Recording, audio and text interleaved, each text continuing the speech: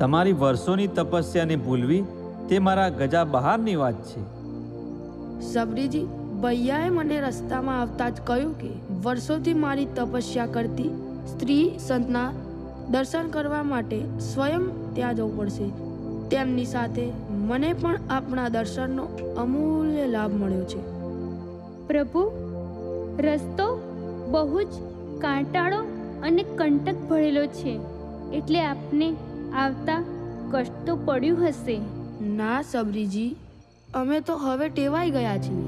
લગ્નનો મંડપ અને મંગલાષ્ટક છોડી આપે જે માર્ગ પકડ્યો છે તે તો કાંટાનો ભરેલ છે, અને એવા કઠિન પથ પર આપ ખરા ઉતર્યા છો.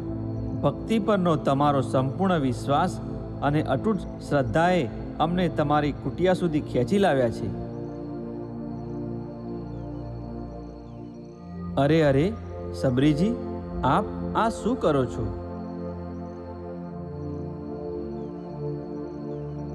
આપના પગે કેટલા છાલા પડ્યા છે. સબરીજી, તમારી અત્યાર સુધીની તપસ્યા ઓછી નથી.